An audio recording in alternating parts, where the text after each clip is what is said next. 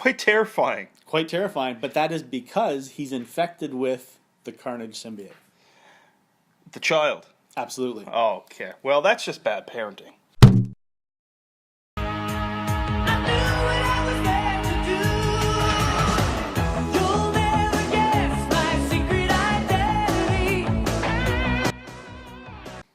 Greetings and salutations, boys and girls. Welcome to a special episode of Comic Talk.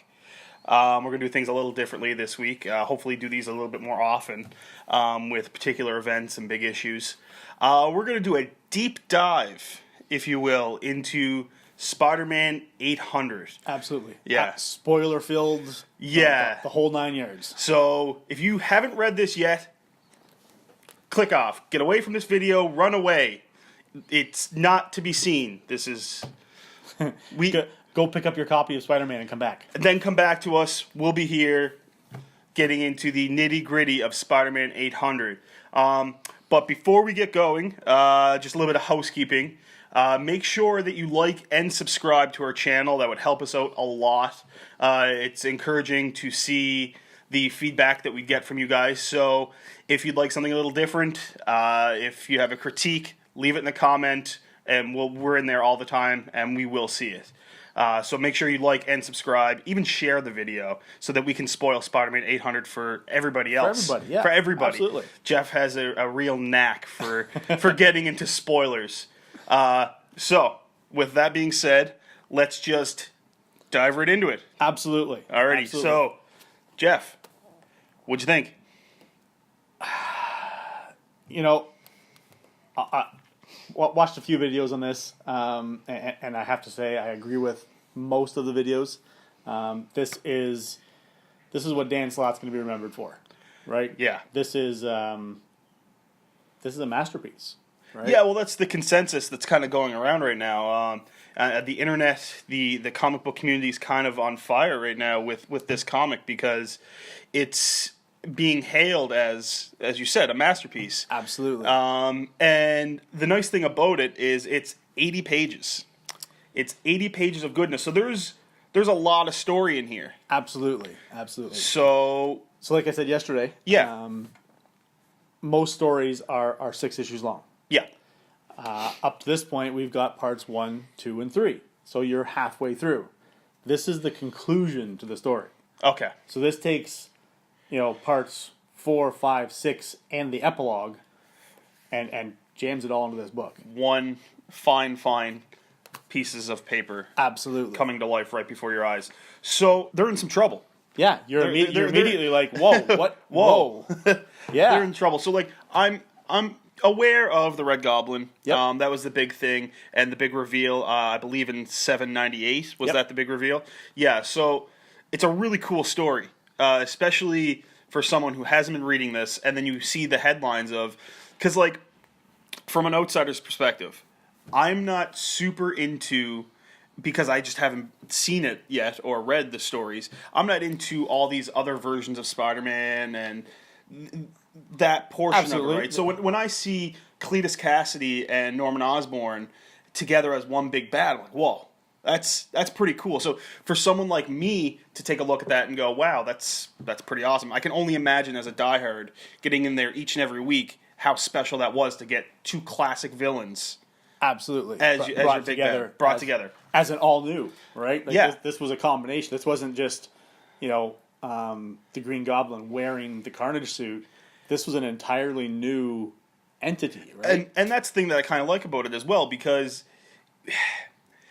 it's deserved. It doesn't feel like it's shoehorned in. They earned the right to do that. So it's a brand new villain, but it's also familiar in a sense. So all kinds of history. Yeah, like there's tons of story there. Absolutely. Decades worth of story to get to the point where we get the Red Goblin. Which is a pretty cool, like I said, the payoff is all in here. So as we get going here, Jameson... We'll find it, yeah. Yeah, Jameson may be calling in some help here. Now, as being somebody that's not familiar with the story, where is Eddie Brock during this story?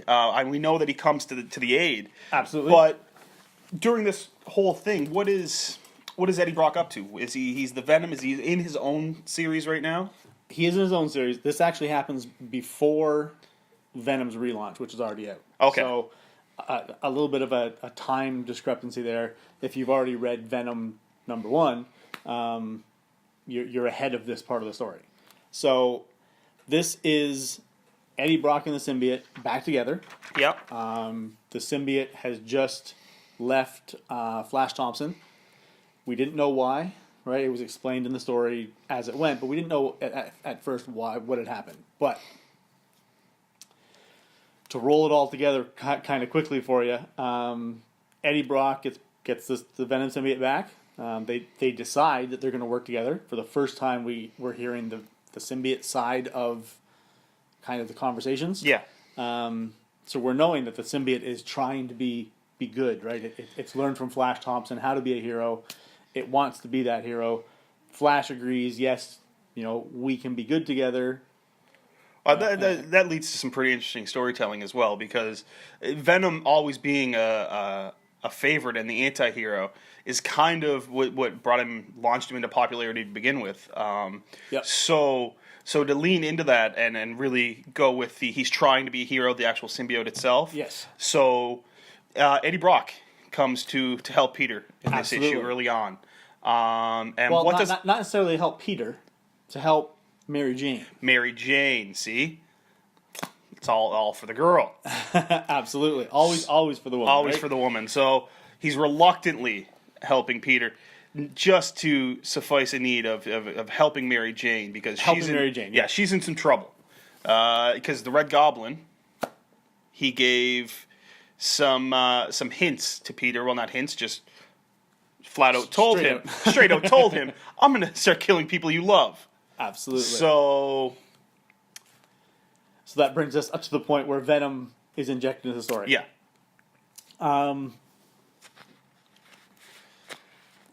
The Carnage symbiote at this point, the Red Goblin. Yes. When it is joined with Norman, unlike Venom, who is hurt by flame and sonics, right, sound, the Red Goblin doesn't have those weaknesses. So part of the fight happens, and Mary Jane, being a stand-up woman who can take care of herself in Stark Tower, where she works, she activates some defenses, which ends up hurting the Venom symbiote. Not realizing. Okay. Absolutely. Okay, so she actually caused more problems than she looked out to solve. Exactly. Okay. And we have kind of a humorous back and forth, because again, it is the comic book world, right? We do get these back and forths, with Venom basically saying, I'm trying to save your life. Can you please turn that off? Right? And he's still fighting, and they're still, right? And then he's, please, Mary Jane, please, would you please turn that? I'm really not here to eat you.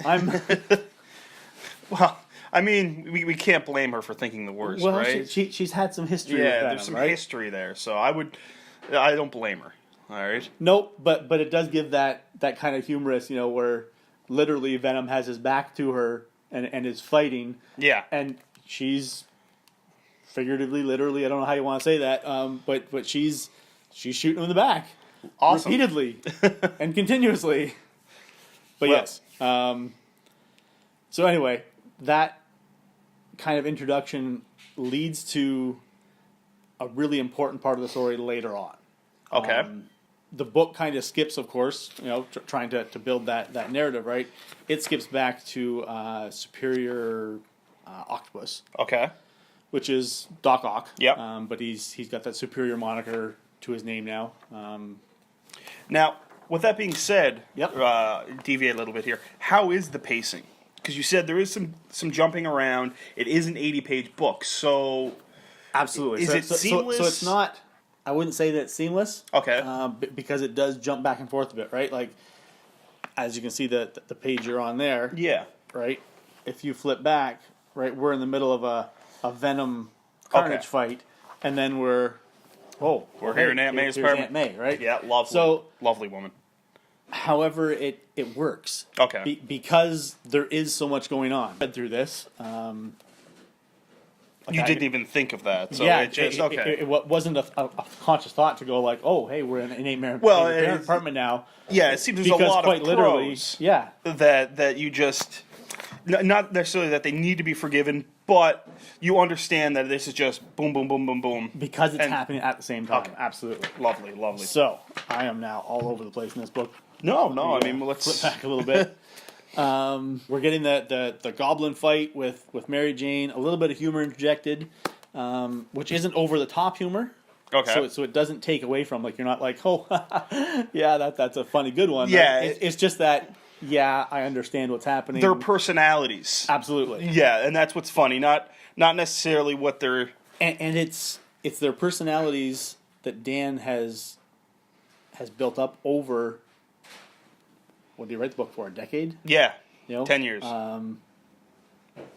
That's. Can you or 8 years? Anyway, Anyways. in and around that. I thought it was 2010. Maybe they took over the book, but that's beside the point. These are personalities that we've gotten really to know because of how Dan Slott has written them consistently for so long, right? Yeah. So absolutely, you get the Mary Jane, kind of quick humor, quick wit, because that's how she's been written, right? And it works in this whole situation. She's the damsel in distress, but she's working at Stark Industries as her own woman, and she has her own defenses as they kind of go into, right? As much as Mary Jane is an integral part of the Amazing Spider-Man universe, Yeah. she hasn't been lately. Oh, okay. Taking a back seat. Right. So even to just get her into the story a little bit for this 800th issue, It's a nice. it is great. And like you said, it doesn't feel like a shoeharn. Okay, yeah. Right? It doesn't feel like they're like, okay, well, we have to fit her in there because it's Mary Jane. It's just a There's natural. a legitimate reason, Okay, right? yeah.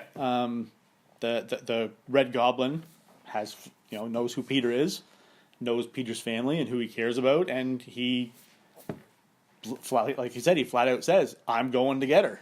Yeah. We're gonna kill her." So yeah. I'm getting really stuck on this part, so let's. we'll flip ahead a little bit to, like I said, where they switch over to being at Aunt May's apartment. Okay. So the Red Goblin, Norman Osborn, has family, right? We have his son, and then now his son has two children. The oldest of which is Normie. Normie. Normie. Yes. Okay.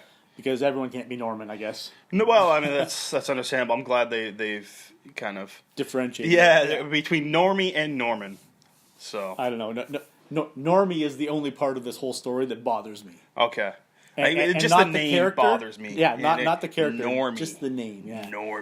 Normie Osborn. But well, so earlier, the Red Goblin has kidnapped his grandson.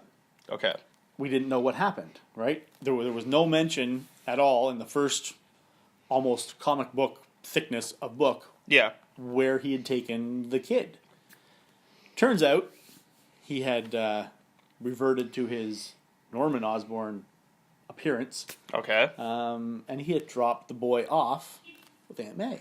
Ah, I see where we're going here. Yeah. And Okay. on top of that, as you can see, hopefully we can get a picture of this up here. Yeah. Just this down at the bottom corner here.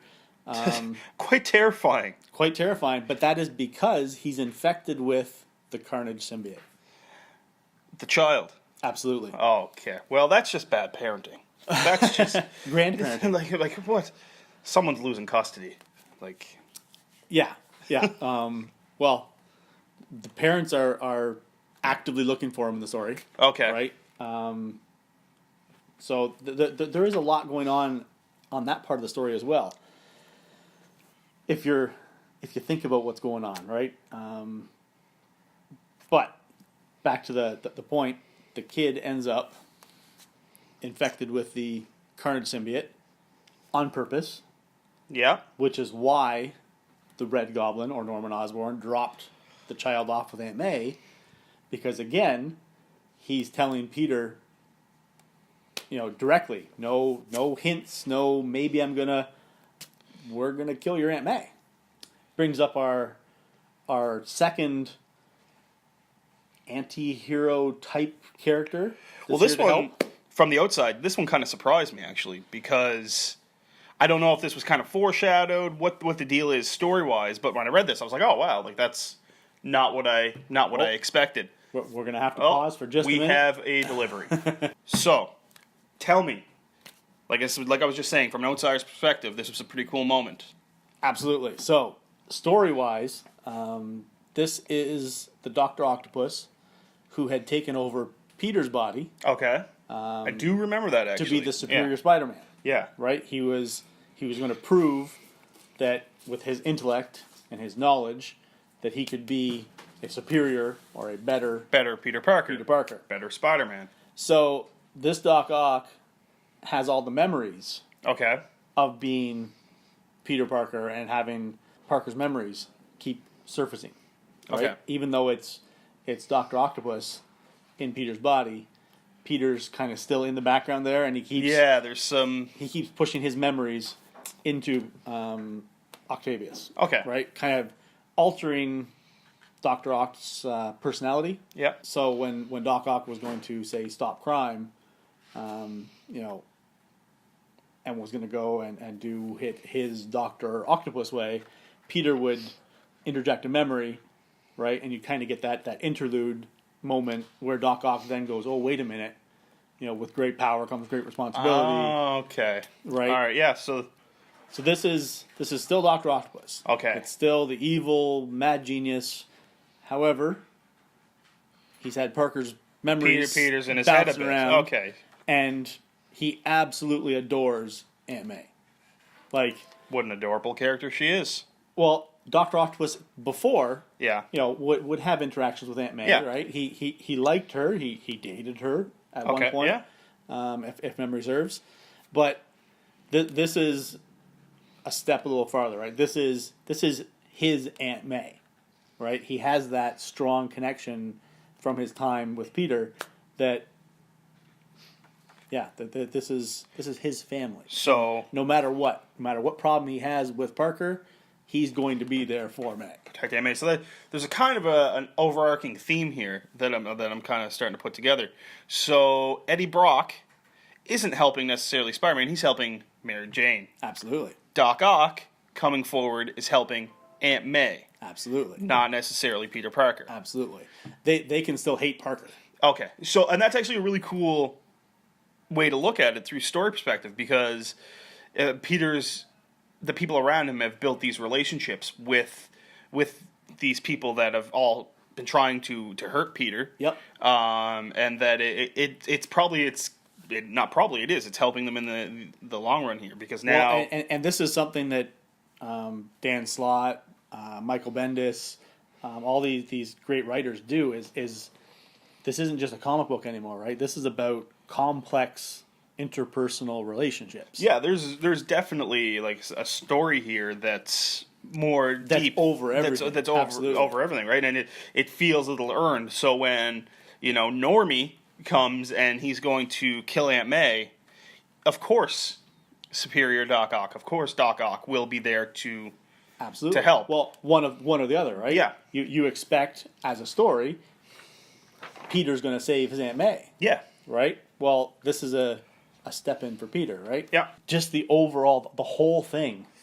Well, and that's kind of what led to this video and some ideas going forward, is the fact that when we mentioned it and you said this was your pick of the week, you had a very hard time holding back information. You were like, I need to talk with this. I need to let this out. I need to get somebody. Yeah. Yeah. So I mean, so far we have Eddie Brock coming to help Mary Jane. Yep. We have Doc Ock coming to help Aunt May. So going forward then, our next set piece here, Stark Tower across town. It looks like Spider-Man's here. Absolutely. Finally. So Peter has showed up to help Mary Jane. Yeah. And as you would have it, Mary Jane, is like, I don't need your help. Like, we got this under control. Yeah. Little. Sorta, because the fight is still literally happening. It's there. still happening. There's the building's on fire, and she's like, "This is fine. We don't need you. Yeah, We don't need you." Okay. but yeah, so and she pulls out a repulsor glove, and Spider-Man, again trying to, hey, thanks, I'm here to help you, remember? And she's like, yeah, whatever, I got this, right? And She doesn't need no man. exactly, She doesn't need no man. she's her own person. Yeah. So anyway, the fight here, we kind of get, the back and forth, the blow by blow. Yeah, the art is actually really cool as well. It seems to be... Maybe throw a picture of this section. Yeah, up there, absolutely. so they can kind of look at what we're, right? This is a definite action shot, right? Yeah. Pretty cool. Should probably mention too, this is done by multiple artists. Okay, yeah. I was just going to So- ask, with it being an 80-page issue, right? That's... So there is multiple artists on this. So as you're going through, you do notice art changes, Yeah. right? So you notice that picture compared to right. Yeah. I don't know if there's another action shot back there that we can. Oh, I'm grab, sure we'll but, get to them. So there is multiple artists here, and for the artists to be able to work together too to make this almost seamless, right? Where I'm reading the story, I'm invested, I'm looking, and you don't really don't notice. Until you take a second to go, wait a minute, It's a different art. yeah, like that Venom looks different than the Venom 4 pages ago, and it is because there is multiple artists on the book. Okay, so after this lovely action shot and some back and forth here, and it looks like Red Goblin's getting away, we have this, and this is actually a really, really cool shot. I like this one. Oh, let me catch up to you. On the next page Yep. here. So it seems like Eddie Brock is letting the symbiote maybe go back to Peter? Absolutely, and this again, this again goes to the whole the symbiote wants to be a hero, Okay. right? The symbiote wants to be the good guy. So Eddie wants to help the symbiote to be a good guy. yeah. I can't stress that enough, that the current Venom story is about them trying to be a good guy, right? We've had the Lethal Protector, right, where, okay, well, we're still going to eat people, but we'll only eat bad people, right? Yeah, I mean, Right? it's, And he's been that anti-hero, but this is the next evolution kind of in the Venom story, where the symbiote consciously wants to be better. so is it the symbiote that's kind of in Eddie Brock's ear and saying maybe I should go help Peter here, or is this both of their ideas? Is this more of Eddie's idea as well to kind of because like you said, like Eddie's there to help Mary Jane. Absolutely. So is this a symbiote thing, or is this both of them together? I imagine.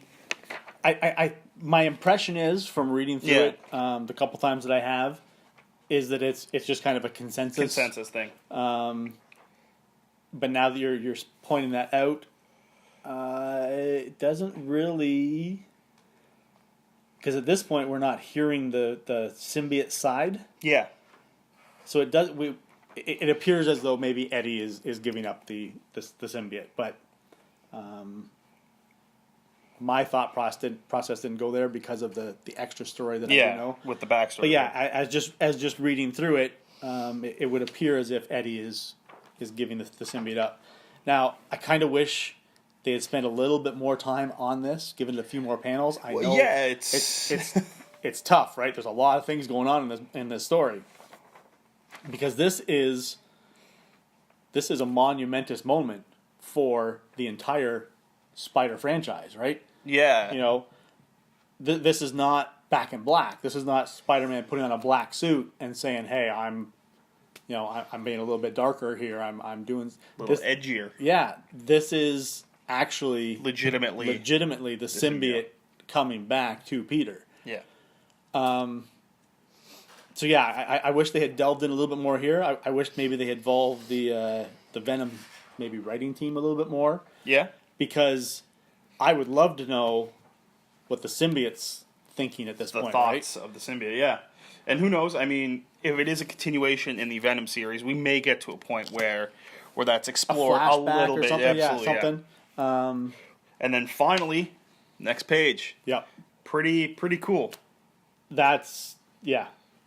The only way that could have been better, I think, is if maybe Todd McFarlane had drawn it. Yeah. Because the Todd McFarlane Spider-Man, it's an iconic, right? I don't know which artist did this. Not a bad. It's an amazing. Yeah, not a piece. bad rendition. Absolutely. So we finally have Spider-Man with the symbiote. Yeah, absolutely. Spider-Man is back with the symbiote. Back with the symbiote. Not as a force. There's no, like we just did the Spider-Verse story or Venomverse story where Parker was taken over partially by a symbiote, right? But it was still being controlled by. This is actually full on. And like I said, that this should be a major point in the whole Spider franchise, right? Where we've kind of come full circle. Yeah.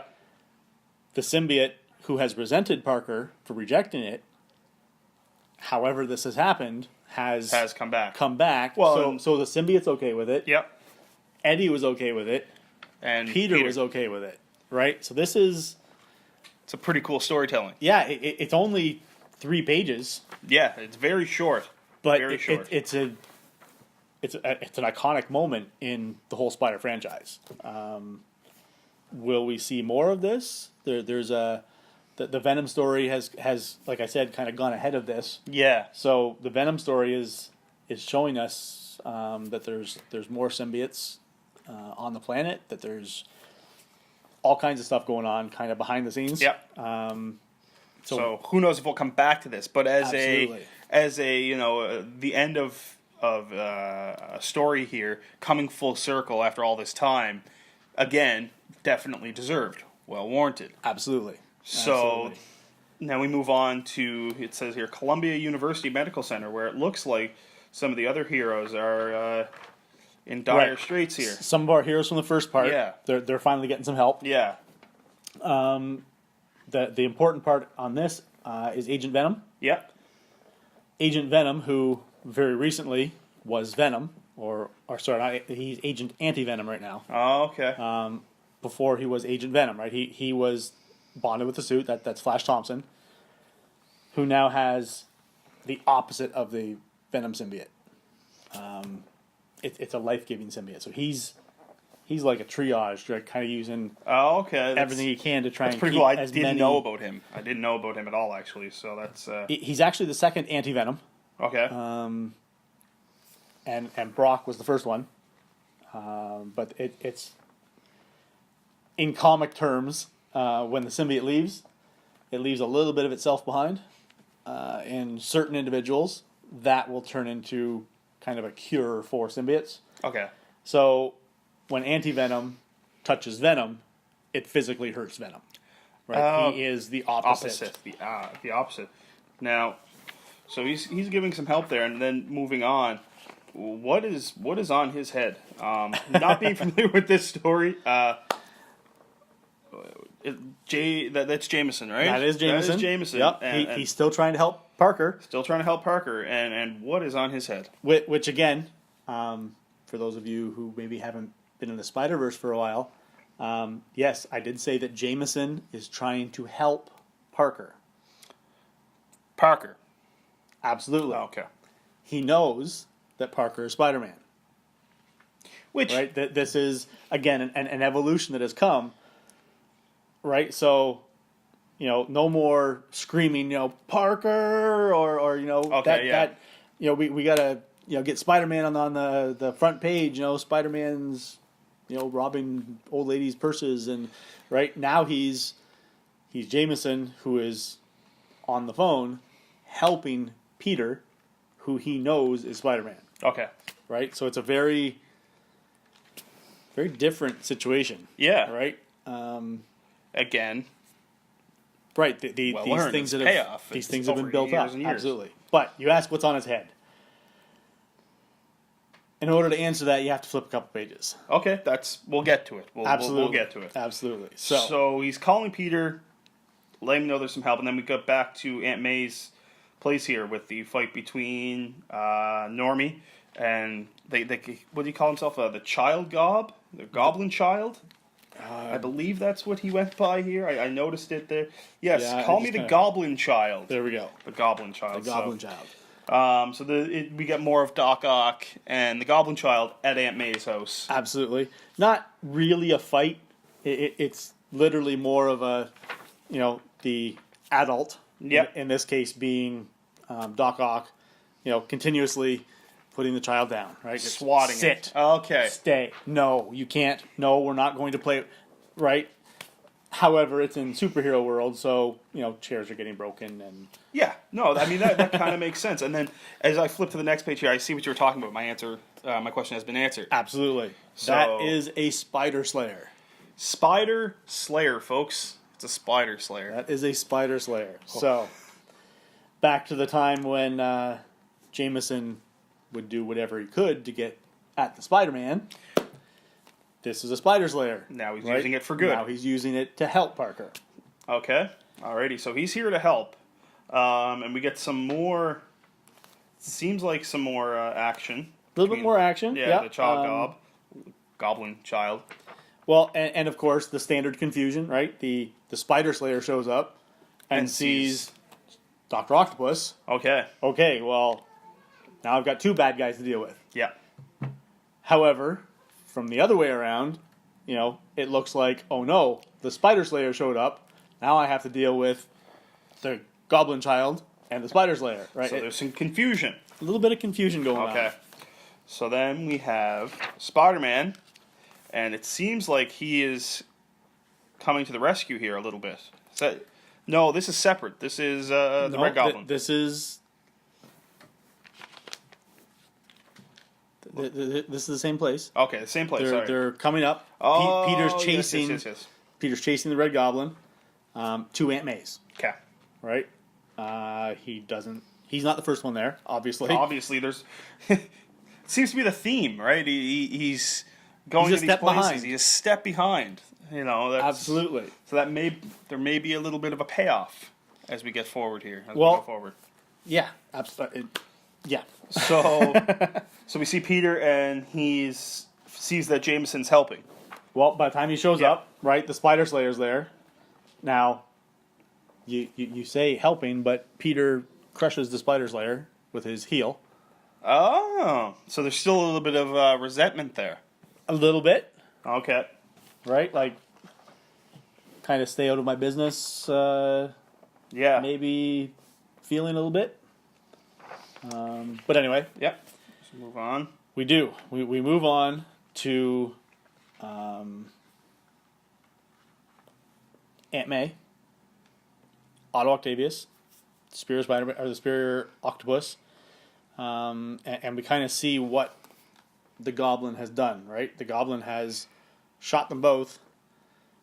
With parts of himself. Okay, and I think that this plays a part later on in the story as well. Kind of works out. Yeah. Yeah. So, the octopus has been doing this. Mm-hmm. Or not the octopus. Sorry, the Red Goblin. The Red Goblin has been doing this, right? He's been leaving these little shards of himself in people, and it. My thought, as I'm reading through this, right, is okay. Well, he shot them, right? Yep. That's why they're on the ground, and Yeah. But this does come up to play later, right? Play a part later that there's more to those shards than meets the eye. Absolutely. So we move on. That was just chapter 2 of this. It was of this story. Yeah, so. like we're not even halfway through this. Oh boy. And this is. Oh boy. So let's jump right in. I don't know. We might need to make this like a 4-part video because this is going to be. It's a docu-series. It is. It is. 12-part episode of Comic Talk here. Okay, so maybe we'll try and speed up a little bit. Let's get going. Because I don't know. We are at 40 minutes. Well, let's say A little bit of time there for already. the So delivery, but okay. So, family infighting, chapter 3. Right. Again, not even halfway through the book yet. Right. This is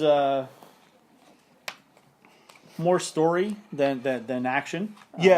so based on Kind of like the panels, your interlude, right? yeah, If you're thinking movie wise, but so this is the Red Goblin yeah, with all of his personas together, and his grandson, Normie, absolutely, yeah, and they are going to not necessarily reclaim their family business because their business has been swallowed up by this larger conglomerate. yeah, But they're going to take over the business. yeah. They want it back. Absolutely.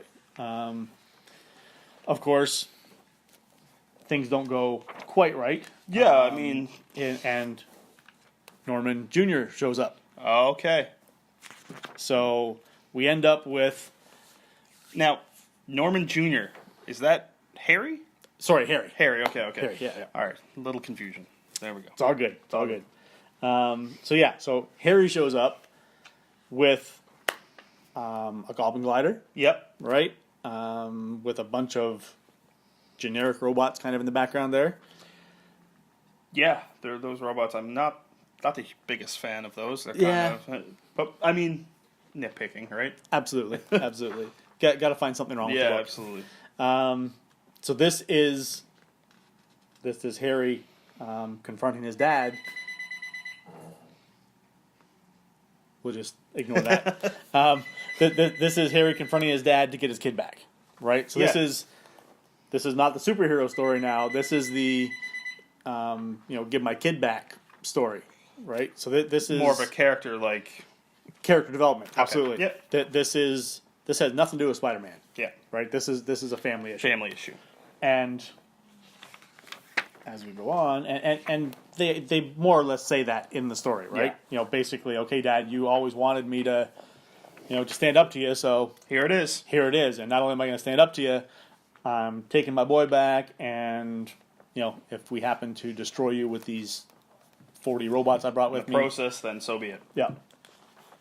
So we'll kind of flip through that because that's a story unto itself. Yeah. And as we get going here, it seems like we're Spider-Man Yep. arrives. Spidey shows up, saving the damsel in distress. Yep. Finally, someone. Finally, He's there at the right time to help somebody. Absolutely. And it seems to be somebody inconsequential. Somebody. Yeah, it's the CEO of a company. CEO of a company. So good for you. Yep. Speeder. Just happens Speeder. to be the person that the Red Goblin is targeting at the moment. Yeah. So he saves her, and then we kind of get that back to the family story, where the grandson finally is like, what? Now we say inconsequential. She owns the company, but she's also Normie's mom. Okay. Already. There's Right. definitely some family stuff in there. Oh, there's all kinds of stuff going on. Oh boy. And yeah, and like I said, just kind of grazed over that part, but that is his mom. Yeah. Okay. So anyway, she gets thrown out the window. Spider-Man saves her. This is where Normie kind of breaks from the Carnage symbiote taking him over, and is like, whoa, wait a minute, like you can't kill my mom, yeah. right? Whoa, dude. Yeah, like Reel it in, Grandpa. kill that nice old lady that was gonna bake Yeah. me cookies, Aunt May lady. You can kill her. Don't kill my mom. Yeah. Understandable. So this is where we kind of get into the meat and potatoes of what's going on here with the whole Red Goblin, Spider-Man, the symbiote's back, right? So Spider-Man is amped up, right? Kind of like Spider-Man 2.0. Yeah. And we've got Normie, who's now upset and attacking his grandpa.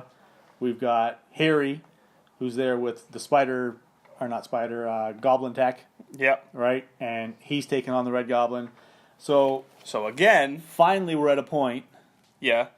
where they're helping Spider-Man. Well, that's right. And is it helping Spider-Man, or is it more of means to an end? Because again, to me, it seems like it's True. Red Goblin, and we're going after Red Goblin, not necessarily to help Spider-Man, but for all he's done to our family. To our family, yeah. So Yeah, I guess, yeah.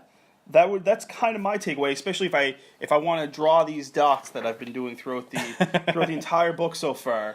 I feel like it's going to be. I'll bring it home in the end. All right. So the fight's happening, right? We're ending again. If you've watched the movies, if you've the cartoons, the spider I keep saying spider, the Goblin glider, Yeah. is hitting the Red Goblin in the chest, Yeah, impaling him, idea. But of course, it's the Red Goblin. Everything's superior. Everything's amped up a bit here, so it hits him in the chest, but Doesn't- he yeah. flings it aside, right? And we continue. And we continue, and that's the end of that chapter. Now we're into chapter 4. Yep, chapter of the 4. story. Goblin triumphant. Again, this is where I said we're kind of getting into that meat and potatoes of the book, right? The fight is currently happening, right? Everyone against the goblin. And we'll flip a few pages here, as you can. This is where he's saying to Parker that, no matter what, I've won. Yeah. Right? And of course, Parker's like, we're still fighting. It's like, no. All those little pieces of myself that I've shot, I still control them. And I'm now going to send those shards, up to their brain and kill them. Oh, so he's again one step ahead. Absolutely. Okay. Right? He's had alternate win conditions in place. Right? So, great, we're fighting right now, but doesn't matter. I've already won because I've killed everybody. Right? They're all dead. And then we have Anti-Venom show up. Absolutely. At this point, Flash Thompson. Yeah. A true hero. Yeah. Right? He is now redemption story. He's the bully that bullied Parker. Yeah. Right? Was Spider-Man's biggest fan, right? Decided to emulate Spider-Man, right? He wanted to be the better guy.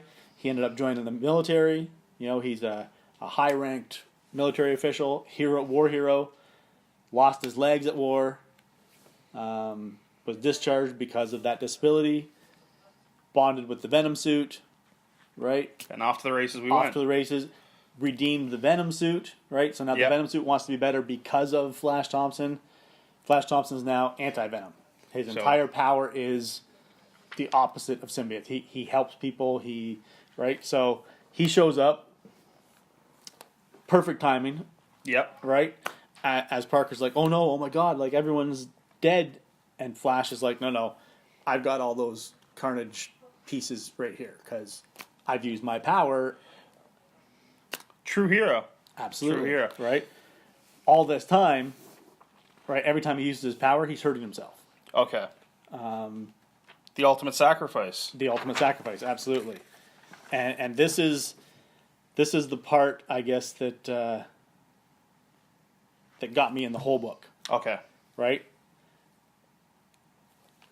As we flip through here in this section, maybe I'm lying. Maybe we're not at that section yet.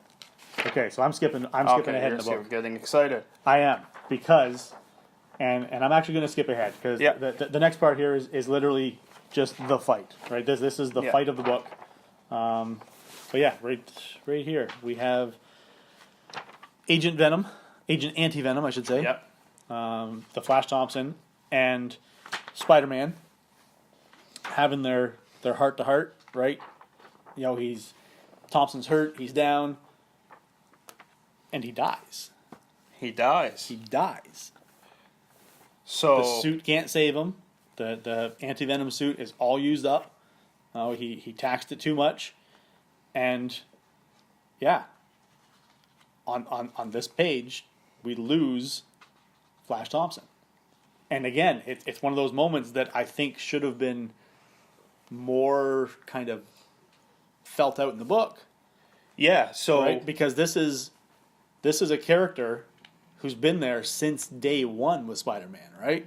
Yeah, he's absolutely. This is a long time Spider-Man support character. So now we've got a couple of these moments where we would have liked to have seen it drawn out a bit more, but we're into an 80-page book here, and so much story happening. So a pacing, there could be an argument made for the pacing and how to do this story all under one umbrella, under one issue, right? Like each one of these moments could have been an end cap to its own issue. Absolutely.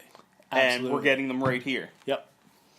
So Flash dies. Right? At this point, you're like, okay, wow, right? Like you're at a low point, but it flips right into moving the story along. Yeah, that pacing I was talking about, right? Yeah. There's you don't notice it as it's happening until you Absolutely. go back and reflect, because you're right back into it. Right yeah, back into the action. because the opposite page, the one you're looking at, is now action. Yeah. Right. It's the Red Goblin landing. Yeah. Not so gracefully, right? But it's an action shot, right? And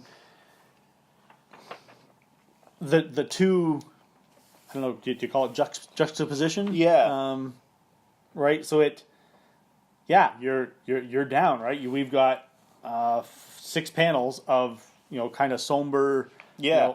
Oh my God! Like, this is wow, and then to have him die, to then go, thunk. What is happening? Whoa, We're right okay, back into it.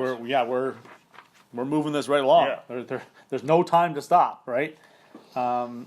Which I guess for me makes you feel like, well, this is how Spider-Man's feeling, right? Yeah. I'm sitting here literally He doesn't get a chance to absorb. as Flash dies Yeah. in my hands, but the Red Goblin's over there, and people are screaming and dying. So Back to work. absolutely. And to not put too fine a point on it, right? He's back to work because the Goblin, just some random guy in the crowd, right, throws his arm through his Right chest, through it. right, And just like that. and laughs, right? Like, Yeah. haha, this is awesome.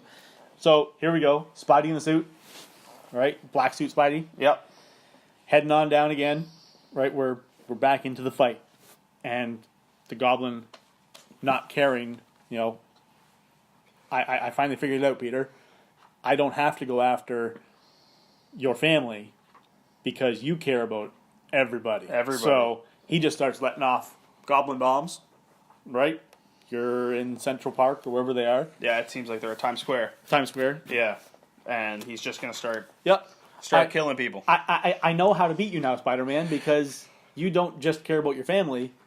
You care about everybody. So I'm just going to start killing.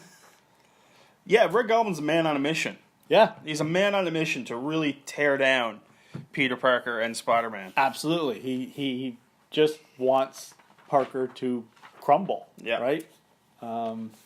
So we get more of this fight, and it's intense. It's intense, This is a really cool shot as well. I like this shot. Absolutely. There's a lot of... There's a lot of them. Absolutely. And then we get to a point where it looks like we're going to get an original face-off here. They both shed their symbiotes. They both shed their symbiotes, which, again, is really, really cool. Because you get the new character, you get the symbiote finally back with Spider-Man, but then the payoff is also, you get that classic, you get Green Goblin, Spider-Man. To end it all. Absolutely. How fitting and really, really cool. Absolutely. And again, I don't know which artist did these 2 pages. An amazing piece of art. Shot. Yeah, it is. Right? It's really, really well done. Absolutely. So, now we're off. Just Spider-Man and Green Goblin. Yeah. Right? We're getting that classic show off, or face off. You're seeing Jonah. Yeah. He's in the crowd, right? Still wants to do something, right? Right there in the trenches. Absolutely. Waiting. I need to help Yeah. Peter. Yep. Right? Again, more of the family dynamic, the interpersonal relationships that have really been built up over the last 8 to 10 years, showing that when we're down to it, right now we got the classic, but we're going to interject back some of the new, right? Yeah. Classic Spider-Man versus Green Goblin with J. Jonah Jameson in Peter's corner.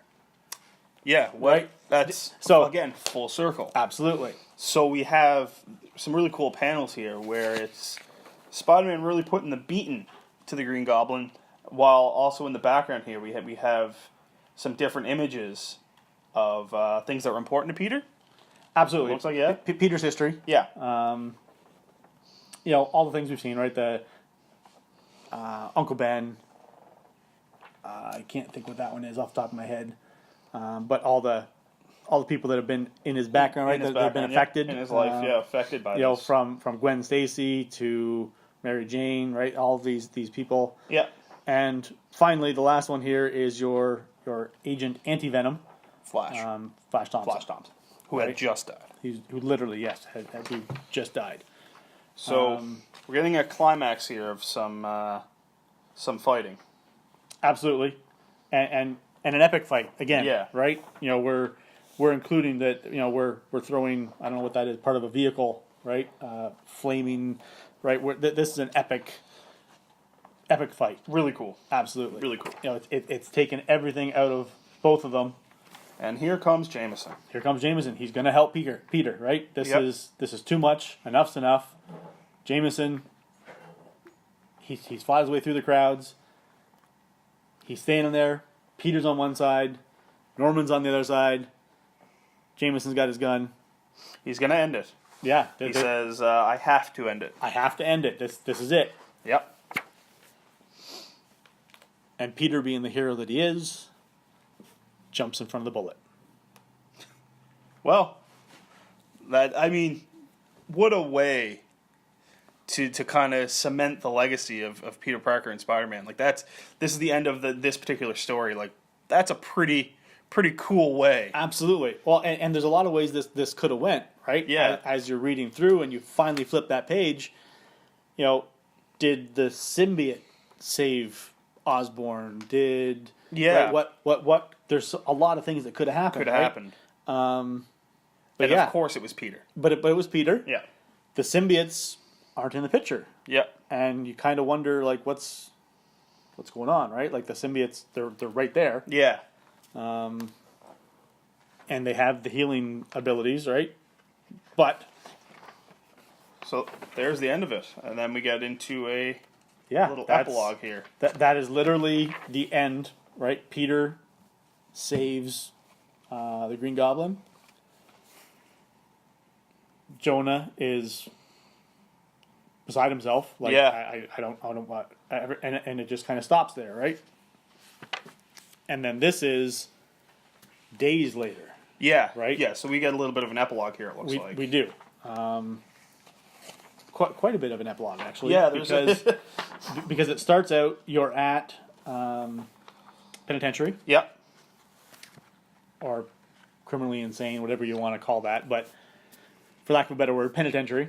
Spider-Man is in there to see Norman Osborn, Yep. right?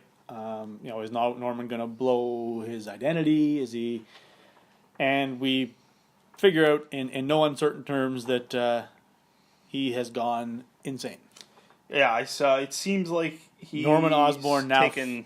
thinks that he's Cletus Cassidy. Yeah. So there were some And- consequences, Absolutely. some serious consequences. Well, because when the Carnage symbiote, like when it joined with Cletus, they became each other, right? Yeah. So the Perfect match. exactly. Yeah. But now you've got that personality imprint. I guess you're on Norman Osborn, and Norman couldn't take it. He was already a little bit crazy, Yeah. so now he's a lot crazy. Yep. So then we get some stuff here with Harry, We do.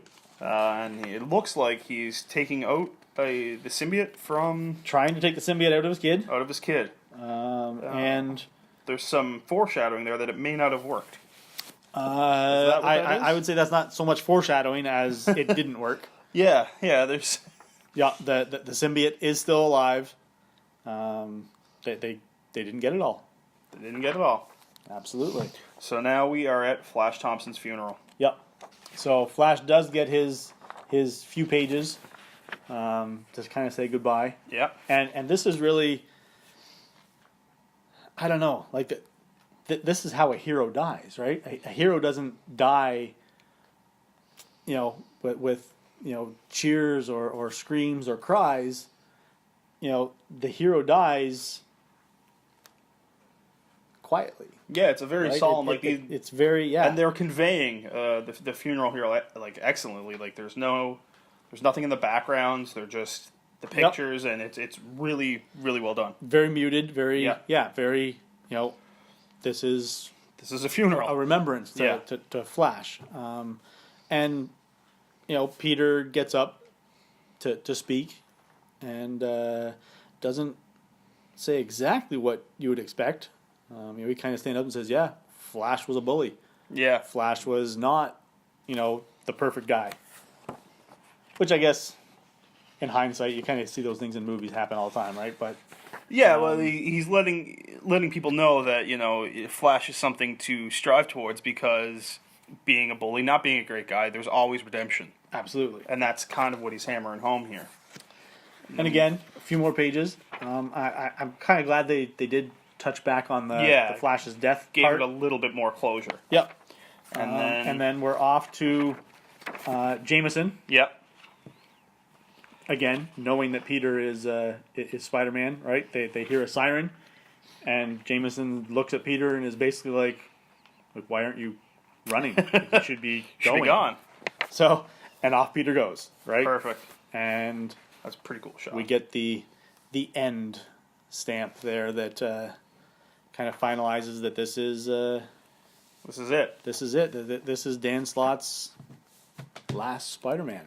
So, with that being said, before we give our final thoughts, what is 801 then? Is 801? I imagine will have probably no story. It's going to be like expose kind of. Oh, okay, I understand right? what you're getting at. Yeah, like the not story, canon. Yeah. Okay. Little one-offs, little reflection of the story. That's what I imagine. And actually, we could probably look it up. Yeah. Because it's been solicited. I honestly haven't looked at to see what 801 will be. So because the next push seems to be for Spider-Man #1, which is in July. Pretty cool. Pretty cool. Yep. So, from an outsider's perspective, we went into a deep dive here. Absolutely. Dissected the comic. And you probably could have read this comic 4 times in the time that we talked about it. But with that being said, this was really cool. This is really cool for a number of different reasons. And I feel like what a perfect way to end this story. Everything came full circle. Everything was warranted. It didn't feel like they hadn't earned anything in this book. And if you have been following this series all the way up to this point, I can imagine there's some awesome feelings when you were leaving this issue. Absolutely. If I have to have complaints about the book, if I have to be nitpicky, it's because I want 20 more pages. Yeah, well, and right. I want more of this story, and that's what a way to go. What a way to go out! Right? Absolutely. I mean, like if you leaving them wanting more is always a good thing. And from my perspective, I can understand some complaints about pacing, but then it comes back in the end, and with Flash's funeral, and things of that nature, this was a really well done issue. I think so, yeah. So it moves you right along, right? It keeps you going with the story. It makes you feel like, yeah, Spider-Man is behind the 8 ball here. He doesn't have time to take for any of these things that I'd like to know more information of. There's no time. And without beating you over the head with it either, because for me, not having followed the story at all and just jumping in here and talking with you about it, I was able to catch on to the fact, okay, wait a minute, like, they're not really helping Spider-Man. They're helping the ones around Spider-Man. Okay, so he's always been on the 8 ball. Like it's not bashing you over the head with it, but it's also there's a theme there. Absolutely. That is very well done. Very well done. Yeah. So I applaud Spider-Man 800. Yeah. No, this is great, and the ending. It kind of slows you down for those last pages of the funeral. Take it all in, and by not just jumping to the funeral. By doing those 2 other little pieces in there, right? It takes you from the action, and it slows you down, and then it slows you down, and then we get the funeral. Yeah. Right? So it's pretty cool. Like I said, the pacing through the whole book I found very well done. Perfect. So, obviously it was your pick this week. We talked about that yesterday. Absolutely. So going forward, we hope to do more of these. More spoiler casts on event comics. Maybe pick one a week. Absolutely. And do a deep dive into it. Because going forward, I'm going to continue on with Spider-Man 1 in July, and I'm pretty excited for that because from what I've seen, the art style really reminds me of what I consider to be my Spider-Man, and that's the 90s cartoon. Yep. That's kind of the vibe I'm getting from it. Well, that maybe what you do every month will get you to review Spider-Man as you go. All these people would love that. Absolutely. They would love Absolutely. that. So, thank you guys. Also, remember, if you did like this video, like, the video, subscribe to our channel, and share, please. We really, really appreciate it. So, with that being said, we're good to go?